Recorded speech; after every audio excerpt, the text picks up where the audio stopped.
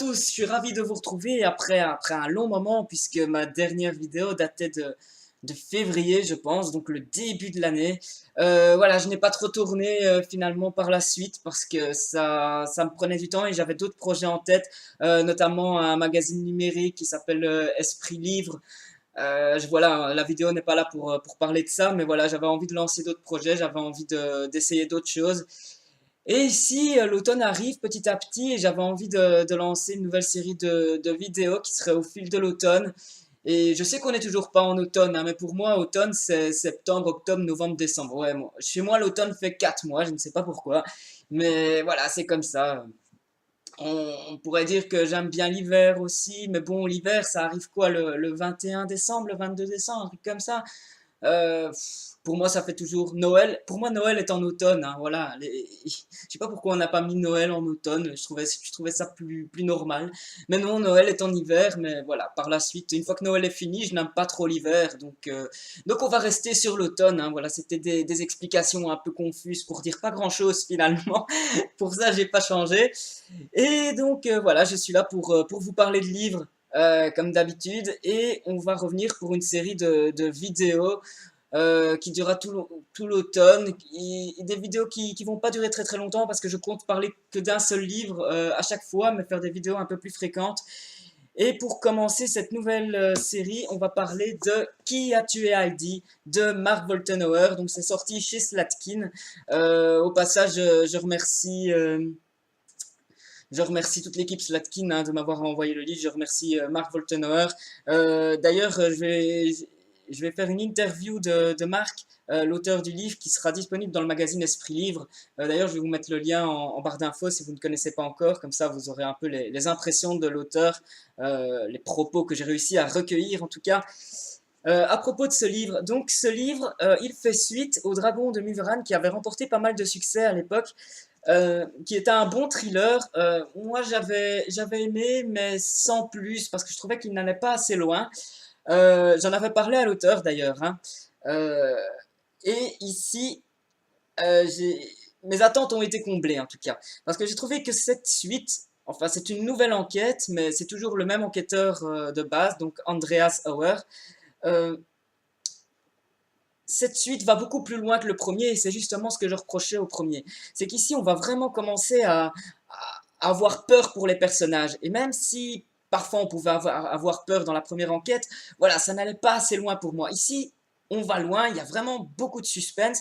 Voilà, j'ai beaucoup aimé. Et puis j'ai senti qu'il y avait il y avait quelque chose en plus. Il y avait quelque chose en plus parce que vraiment, on se retrouve de nouveau dans cette petite ville de Grillon. Donc, c'est une petite ville suisse dans les Alpes, je crois, hein, dans les Alpes suisses, ou non, dans les Alpes vaudoises, je sais plus. Je sais plus très bien, mais en tout cas, c'est par là, c'est dans ce coin-là.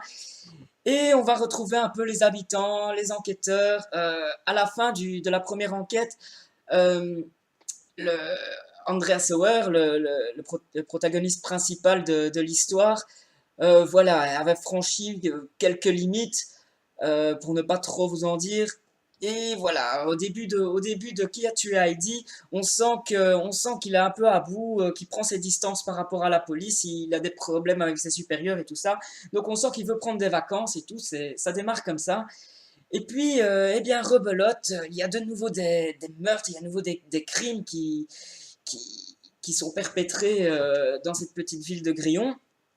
Et voilà, l'enquêteur va devoir reprendre ses enquêtes, il va devoir mener des investigations et tout.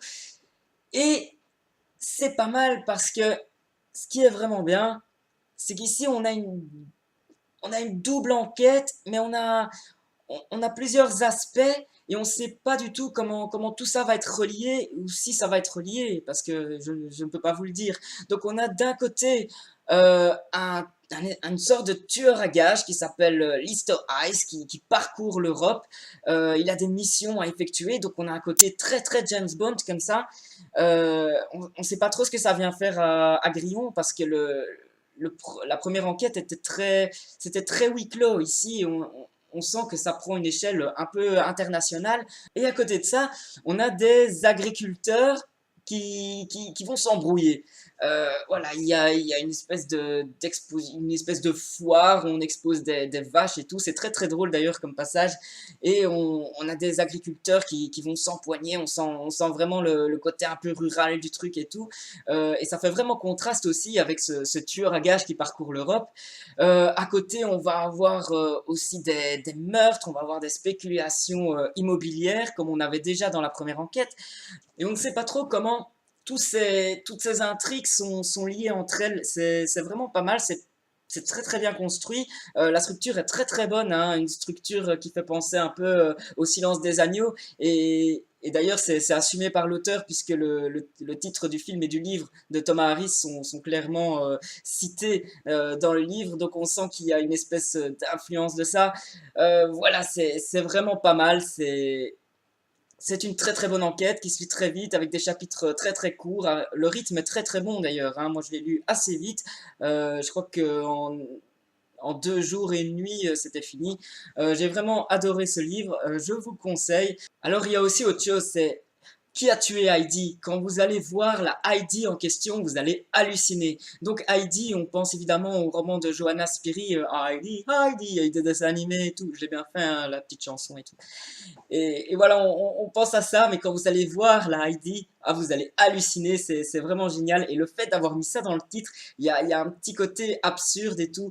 Je voulais vous en parler pour vous donner l'envie de le lire, mais je peux pas, parce que voilà, ça m'a tellement étonné, j'ai tellement halluciné quand je me suis rendu compte, mais qui était Heidi, que voilà, je peux rien dire, c'est vraiment excellent. En tout cas, je vous conseille vraiment, je vous conseille vraiment le roman rien que pour savoir qui est Heidi, quoi. Je remercie encore Mark Woltenauer, les équipes de Slatkin. D'ailleurs, concernant Slatkin, je dois toujours vous parler du nouveau livre de Luca Di Fulvio qui est Les Enfants de Venise. Pour moi, c'était encore un chef-d'œuvre comme Le Gang des Rêves. J'ai adoré, je ferai une vidéo spécialement là-dessus. Donc voilà pour Slatkin, hein, parce que ça fait un petit temps qu'il m'avait envoyé les livres et je n'avais toujours pas fait les chroniques. Donc voilà, je présente mes excuses par rapport à ça. Euh, En tout cas, je vous remercie d'être là, je vous remercie d'être toujours là. Même après 7 mois, vous n'êtes pas trop parti de ma chaîne, donc c'est assez sympa. Je vous remercie aussi pour ça. Et voilà, on se retrouve très très bientôt. Ciao, ciao, à la prochaine. Et bel automne à tous, bon 1er septembre.